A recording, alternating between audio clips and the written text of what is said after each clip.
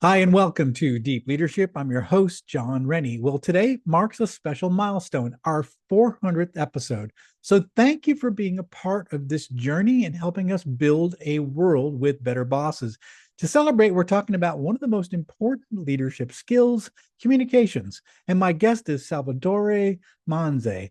He is a leadership communication coach and author of the number one bestseller, Clear and Compelling. He spent more than 2 decades helping leaders turn complex ideas into messages that inspire. In this episode, we explore how to make your message stick, why metaphors move minds, and how introverts can thrive as communicators. This is an exciting episode I know you'll love. So, are you ready to dive in? Let's get started.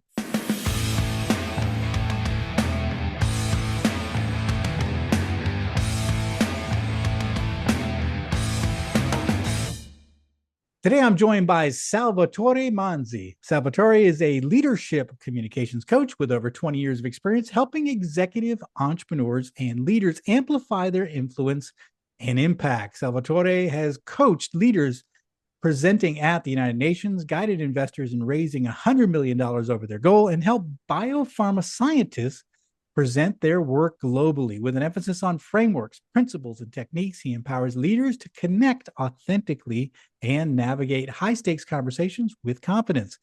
His latest book is called Clear and Compelling Communication Strategies for Big Thinkers with Bold Ideas, which has quickly become a number one Amazon bestseller.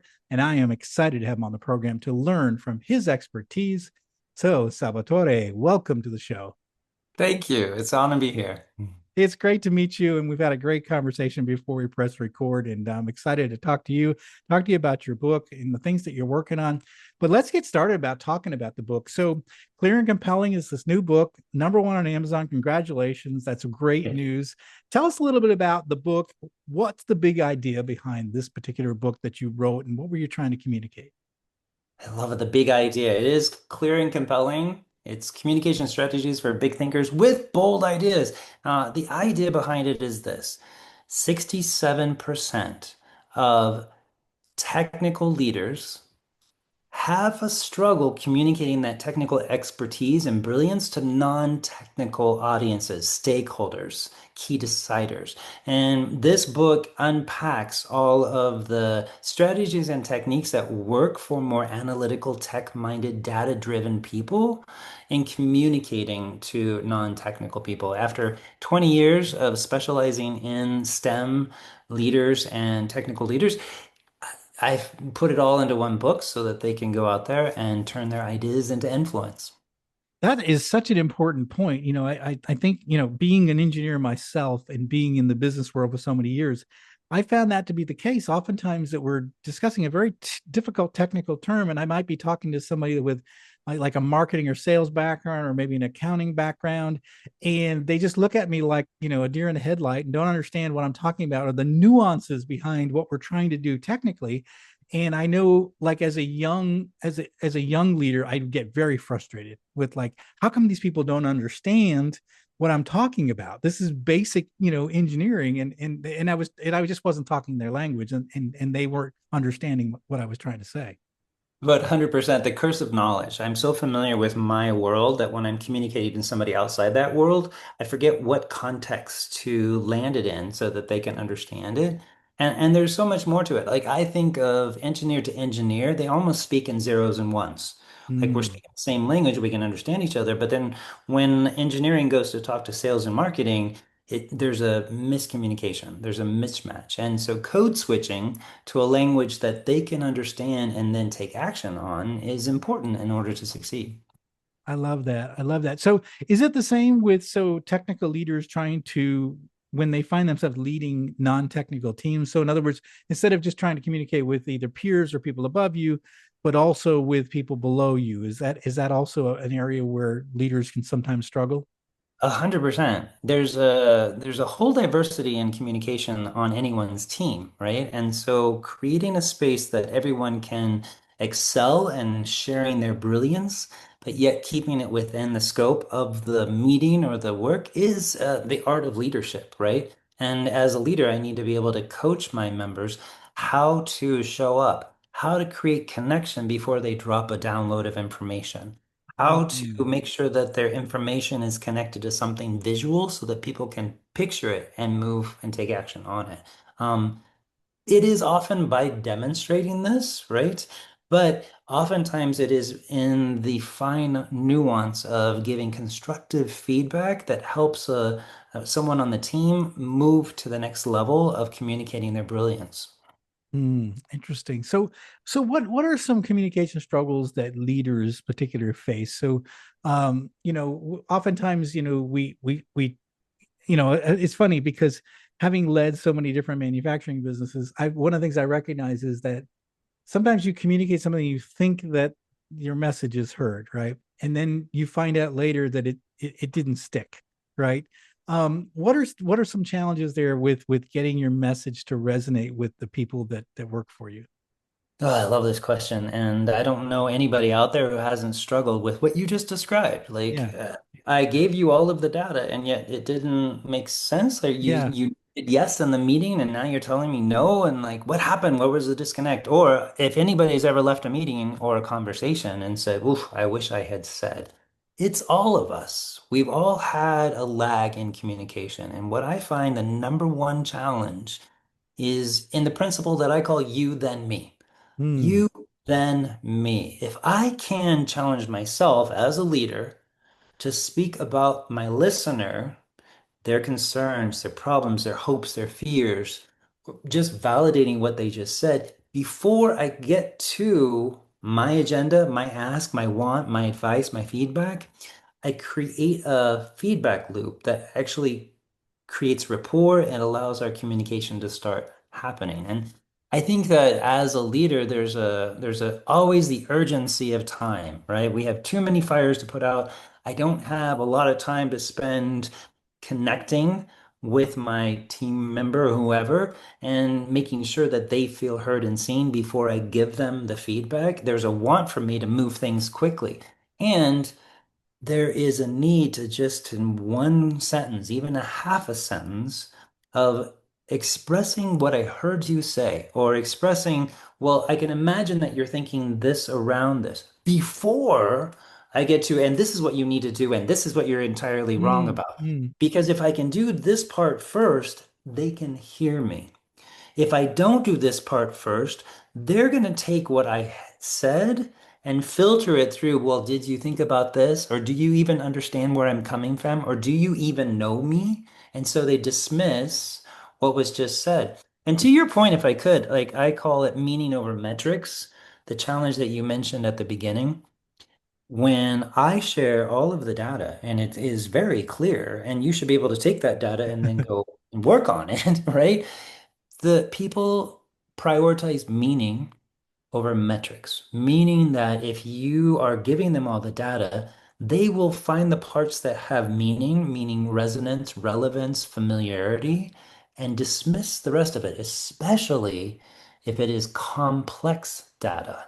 Hmm. So 80% of what you said is a wash because the 20% that is connected to something that they do understand is what stood out.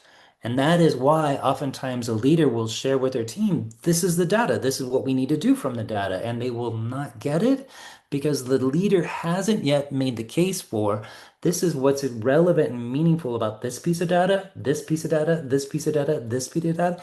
Then they take all four pieces and run with it. Does it make sense? Yeah, it does. It's interesting because I was thinking about, like, I did all employee meetings for, over 20 years with in manufacturing people. I do it every month. And I had a problem with one plant. We had a high scrap rate, and I was trying to communicate like how much money we were spending in scrap every month. And I just could see the glazed over eyes. And it was like I would talk about $20,000, $25,000, and it didn't mean anything because it's sort of like funny money in a company. So one time I decided to just switch it up, and so I would say I would say how much money we spent in scrap that month, and I would look up what a new car cost of a particular of that, and I would find that, and I said, we just it was a Porsche Cayenne we bought last month in our scrap rate, and I would show a picture of the car, and it was a way to like sort of connect them to, this is not fake money, this is not just like monopoly money, but this is like, this is what we threw away. And I remember one month we had like enough scrap that was like a small house, and I had a picture of a house, and it was just like, and it's like, guys, we could have bought a house if we had not scrapped all this money. And I think it was, I could see like the light bulbs going off in the room when I started doing that. And it was like I was trying to figure out a way to communicate it to where it meant something to the people that I was communicating with, right? So to your point, it's like trying to find something that was meant, had relevance versus just $20,000 or $25,000, which just sounds like fake money when you're sitting in an all-employee meeting, right? You're making me like giddy with excitement because you are touching on one of the critical points in my book, and that is metaphors move minds. Yes. Metaphors move minds.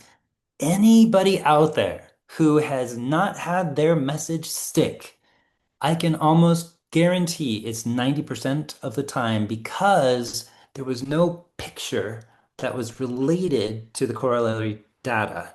I mean, your data is great, it's brilliant, it's precise, but until I connect it to a picture, a visual, an emotion, I can't actually visualize what's happening. So, what you're saying, like you found a metaphor for the scrap that made it visual for people to stop wasting all that scrap. I'll give you the example. I have a client that I've been working with for a long time in healthcare who was having trouble moving her data into the upper ranks to get it moved upon. There came a point where it became mission critical. She started using her Prius as an analogy because that's something she owned and something she's passionate about. And she'd say things like, "You're putting gas in my Prius." And that would Mm. stop the room. And all of a sudden, they would tune in and listen to the finer points of the data that she was sharing. And then she would correlate it between electric and gas in a vehicle. And they would, oh, I get it. She went from director to SVP. And she Mm. is now running the data for the organization because she took her passion, her hobby, used it as a metaphor to start explaining the data and the science behind it. And I would offer that to anybody out there. Make a habit of this. Every day, pick up an object and tell me, how is your project like this object? It's a Mm. little exercise. Do it every day. Just pick up a random object and tell me, how is your project like this object?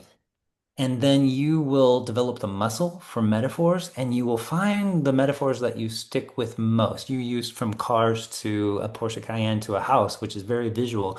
But maybe you're going to use skiing. I have a CFO who uses skiing as her metaphor for everything, and everybody in the company knows, like, oh, she's going to have a metaphor around skiing, but it makes the message stick. Yeah, yeah, I like it. You know, you talked about the you then me, and this is really, that's I would say that's probably more one-on-one communication, right? Versus, or Oh, it can also be done in a it's group.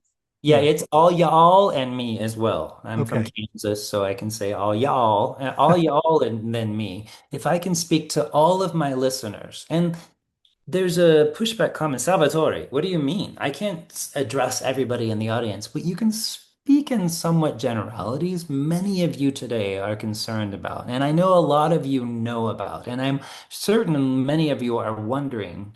And by doing that sort of y'all, before I get to my agenda, I help them feel seen, and then they're able to put a part of their defenses down and start listening to what I have to say. I love that. Is this related to relate is this around relatability? Because you talk about one of the important points is for us to have effective communication, we have to relate to our audience, right? We have to relate to people we're communicating. Is that part of this? Yes, the effective communication is on its degree of relatability, right? There is the more relevance I can feel with what you're saying, the more likely I am to get invested in and take action upon the great ideas that you're sharing. So building relatability into everything that you say is easy when you do a you then me. It's quite a challenge, but you can do this in your personal lives. And I've had a lot of clients come up and tell you, man, you saved my marriage. That wasn't the goal here, but I'm glad.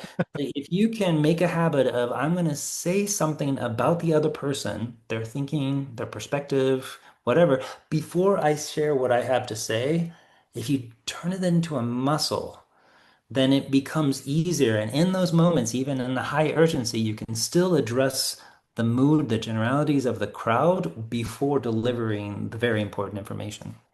Interesting. So, do you have to be naturally empathetic to be able to sort of relate to people? Or, I mean, I know I've worked for a lot of bosses that just the empathy button was removed, or there's no DNA empathy in their bodies, right? And so they struggle with Yeah, relating to others, right? It was like it was yeah. always about the mission, never about the people.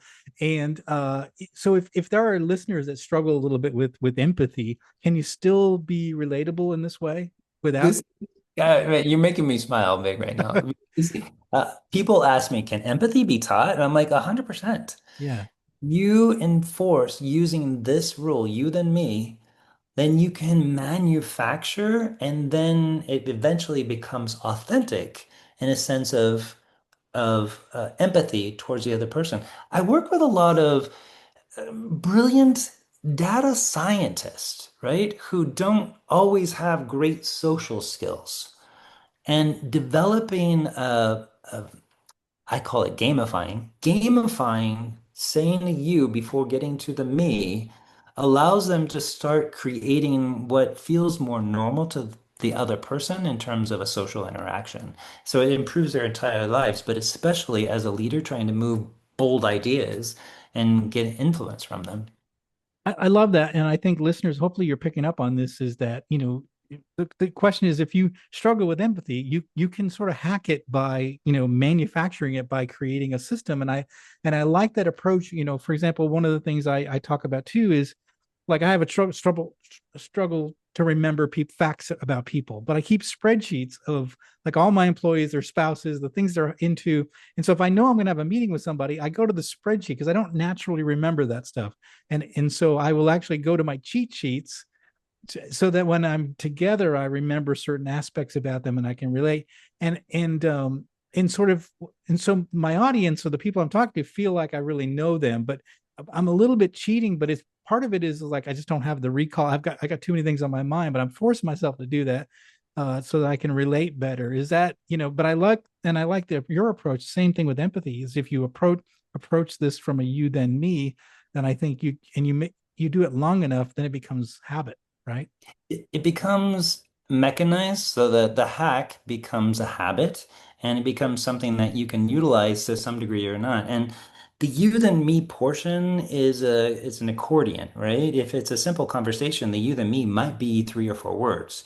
If it's a TED Talk, it might be 3 or 4 minutes. If it's a 3-day offsite, it might be full 5 minutes, right? The Mm, you then me is an accordion that you can adjust to the context of the situation that you're in. And what I also like about what you said, I like your cheat sheet, by the way, having like a background on people before you see them. I would recommend know the point, like know your goal when you're going into a conversation, when you're going into a presentation, when you're about to share in a meeting. Know your goal the same way you know that you're going to be talking to that person and you want to like find out some background on them or remind yourself of the background. Know what you want from the conversation.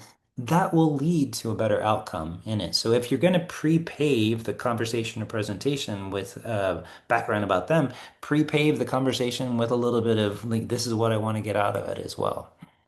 I like that. Yeah, I like that's very powerful. Good reminder.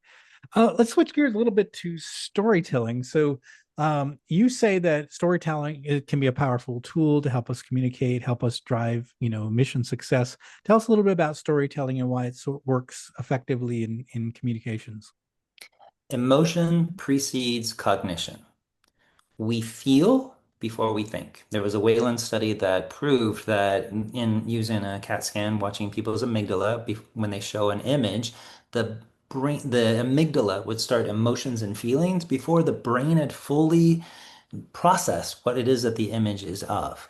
What that tells us is that when I'm sharing information, the the body, the person is feeling something before they're processing what the information is. Mm. Storytelling creates feeling. It's a whole complicated neuroscience around mirror neurons and the way our brains work psychologically, but storytelling connects with the emotion and the head and the heart together. So if I can pair my data with a story, it's going to ensure that my message is actually heard and seen.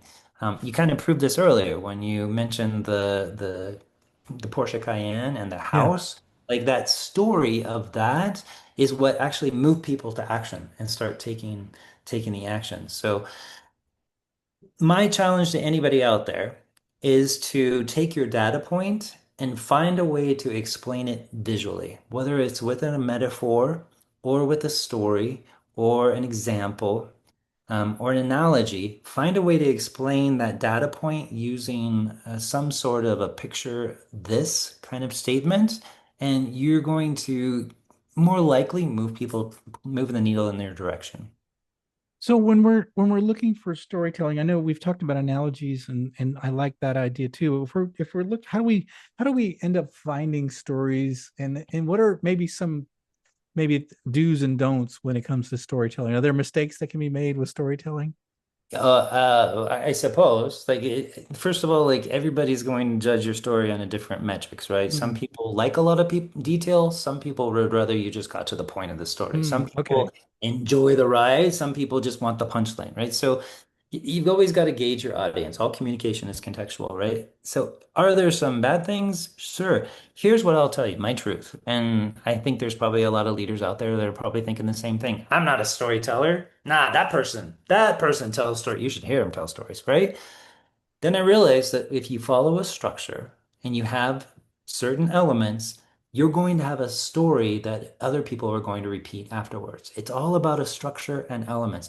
I mean, I'm an analytical person. When I first got into public speaking, I was a disaster. And so I set a course to figure out what is the psychology? How does the brain work? What's the neuroscience? What's the organizational behavior? How do groups function? And that's how I created the frameworks and the strategies that I offer in my book. And I've been workshopping for the last 20 years. The structure of a story where a lot of people get wrong is they start telling the what before the why. Hmm. If you can tell me why you're telling the story, why it matters, why I should care, before you get in the details of what happened along the way, I'm going to be invested in the story.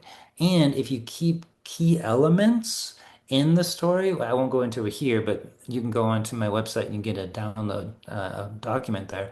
But if you have the elements and the structure, you're going to have a great story, even if you don't think you're a great storyteller.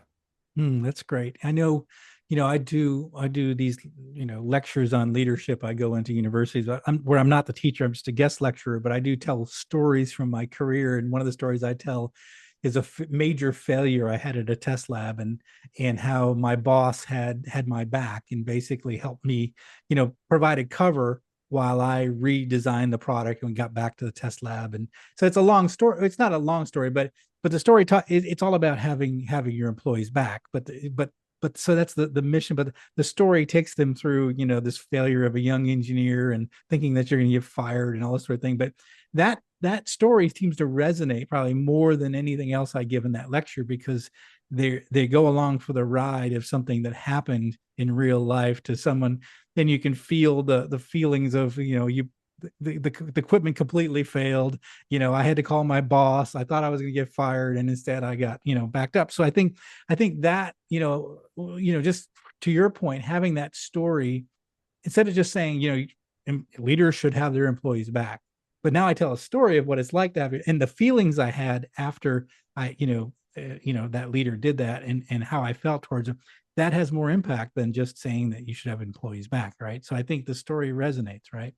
It's so good what you're talking about. And so when I tell a story, it becomes a sort of lived experience for my listener because of neurons, because of the way humans work together. When I'm hearing a story, it's almost like I'm living the experience myself, which is why it becomes so memorable and powerful. It's Mm. because of that. Now, I would offer to any leader out there, when you're really wanting to make a point, such as leaders have your back, have them tell this story. Have like, okay, we're in a meeting. I want everybody to turn to a partner and talk about a time when you felt like your leader really had your back. Mm.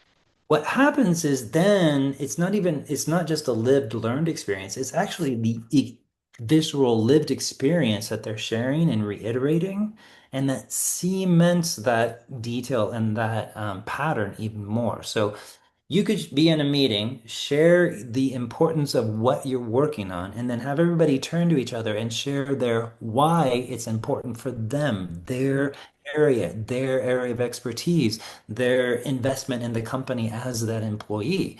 Then that will reiterate your desire to get whatever it is that you need to done because they all become vested in the experience as well. What I'm hearing is you're saying it's not just your story, but it's their story that's important. Yeah, the Yeah. why. The why Yeah. is so important. How many companies roll out a new mission, vision, values kind of thing, and it doesn't stick? Yeah. It needs to be adopted on an individual basis. It needs to be taken to the individual and have them like really do the work of aligning where do my values match the values of the company? Where are we Yeah. aligned? How can I stand behind these values? Where the friction points are is where you want to go to your leader and talk about it and work it out. But just inserting and overlaying, these are our mission, values, and vision, it's not going to stick. But when it becomes a lived experience of them sharing how that value is important to them, is really when it becomes a lived experience for the organization. To that point, like a lot of times when I'm working with a client, I will start with a values exercise. And I'm sure that there's probably some of this in many of the courses that you teach, like getting to the values that I have as a leader. How are those values shaped? How are they being lived? And how are they being challenged in any situation? Yeah, we do talk about it. I think it's really important because I think those values then represent the culture of the organization. So it's one thing to say, you put on a piece of paper, these are our values, but what really resonates with employees is the live values. What does the leader actually do? They say we're for us on time, is being on time is critically important, right? But the leader is always late to the meeting. So there's a disconnect there. So it's really the live values of the leader that becomes the culture, and I think that's what employees recognize right away. And actually, when there's a disconnect between the stated values and what the leader actually does, then they don't, then you have, then they feel like they have an inauthentic leader, right? And they feel like everything's bogus. Yeah. Yeah, Yeah, we're all very quick. I mean, you roll out new values to an organization, they all become skeptics. right State away. skeptics. Yeah, Okay, well, we're gonna wait and see if you actually live these values. exactly. They're Yeah. gonna be waiting to call out the one person who didn't follow it. And to your point earlier, like when you can name the failure and what you learned from that, you become like more trustworthy and a leader people want to follow. I think that the challenge for a lot of people in sharing failures is that if I go around and ask everybody, talk about like a failure that you had or like that, if we just leave it on the nose of the failure, it becomes like a little victim party, right? But if I share it, like share the failure and what you learned from it, Mm. it puts the focus on what was the path forward? What did we learn? How are we moving forward in this organization? And there's no victim in what I learned from it. There's only champion and growth. Yeah, I like that a lot. One of the things you also talk about is high stake discussions, high stake Mhm. conversations. So, what are some things we need to think about as we're getting involved with the high stake conversations? I know for me, at least, when I know I'm going to get into one, there's a little anxiety, right? Because it's going to be really, whether it's a big customer or whether it's a problematic employee. I've had to have many of these over my time. So, what are some things we need to prepare ourselves? How do we assert ourselves during those conversations? What are some things to think about when it comes to high stakes discussions? Love this. I'm gonna take it in two paths. Number Sure. one, reframe the rush. Right? The fact that you are feeling excitement, you're feeling some bit of anxiety about this upcoming high stakes thing, it shows that you care. That's Mm, what it is. You're only feeling this because you care. And because you know that you care, that means you're bringing your whole self. You're bringing your hopes, you're bringing your purpose forward. And that's a beautiful thing. And so much better than the narcissist that's just going up there and taking up space, right? So first of all, give yourself a pat on the back. You care. And that's where that nerves are coming from. And reframe the rush, right? Excitement, that rush of energy is going to be a rush of energy. And we can label it as fear or excitement. You have a Mm, choice. You get on a roller coaster, you go into that loop-de-loo, your body is exhilarated, and you can say, I'm scared, or this is fun, whatever you want to say. So reframe the rush. When you get that initial rush of like, oh, going into this, there's a lot of them on stake.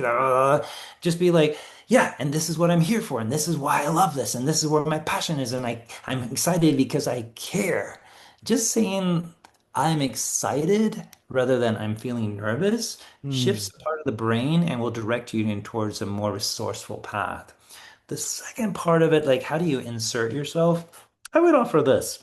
What neuroscience has determined is the longer that we wait to speak in a group setting, the higher the pressure is to say something substantial. We've right, been right. listening and judging everybody else's contributions, and we're about to get that focus of judgment on ourselves. So we turn the critic inside and we become paralyzed by our own desire for having the perfect, most profound. And maybe that person that said something profound in the last meeting, so everybody's waiting for you to drop that gold in this one, it just raises the pressure. So I would offer this: break the seal early.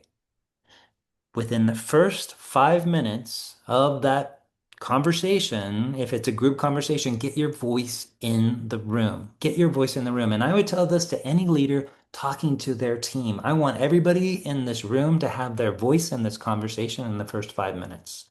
That's where the pressure is. Get your voice in and make a game out of it. The first time a person's getting used to this, it's going to stumble. They're going to sound awkward. They're going to throw out something that means nothing. One of the easiest hacks is to amplify something somebody else said. Simply saying, I want to double click on what they said, or I want to I want to add my vote, or I want to add my voice to what they said. I just want to make sure everybody heard that point that so and so made. What this does gets your voice in, allows you to clarify your position, and you create an ally. Now that person likes you. So it's multifunctional. But if you break the seal early, you get that pressure off to have the most profound insight later on in the meeting. Is this where I see this super helpful is a lot of times introverts struggle with staying saying something in the meeting, and I always say to leaders, make sure you listen to your introverts because they're usually thinking why most people are talking. But and so I can see that a lot of times as a college teacher. I see my introverts, when I ask questions, you can see them shrinking, and they don't want me to call on them, right? Because I think that, like you said, as the longer the conversation goes on and nothing's said, the pressure of an introvert just gets, more and more and more. So I really like this advice. So it maybe for the extroverts too, but I think specifically for introverts, they probably need to jump on that, right? Yeah, I need to say introverts are my people. I'm an introvert. Me And too. that's one of the reasons why I had to learn these skills. That's one of the reasons I wrote this book is for introverts that are having to learn to own the spotlight because most communication training is geared towards the more extroverted people. And so introverts are my people. And I would offer two things. If you're a leader of introverts, there's something I call the 10-second rule. And that is this. When I pose a question to the group, I need to wait 10 full seconds to allow everybody in the room to have a full cycle of thought about that question before responding. Extroverts are impulsive sometimes and will start taking up the space and share their first thoughts. And sometimes it's a really wonderful ride through their thinking until they get to a point which we appreciate, right? So nothing wrong on extroverts here. But if I can, as a leader, enforce a 10-second break between the question and the answer, I'm going to allow the introverted people, the ones to your point, have been thinking the entire time and probably have something that they've come up with that's pretty profound, give them a chance to put it all into at least a first draft before sharing it. So 10-second rule really helps in those.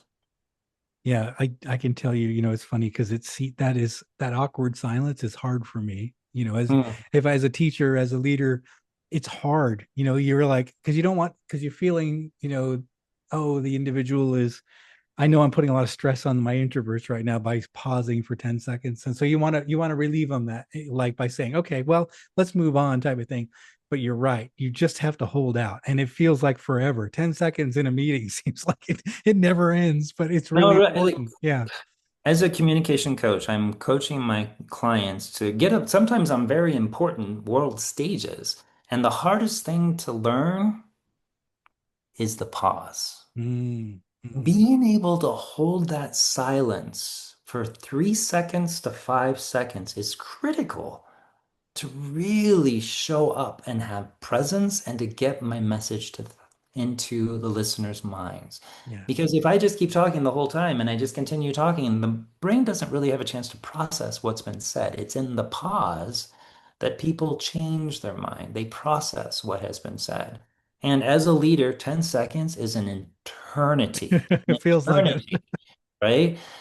So find ways, gamify it for yourself as a leader. See how long you can make it in 10 seconds. Like set a timer. It's not easy. Or you could ask somebody else, like somebody else count to 10 before we get responses. If you have virtual, this is much easier because you can have everybody put into chat and have a waterfall, chat waterfall, and at the end of 10 seconds, right?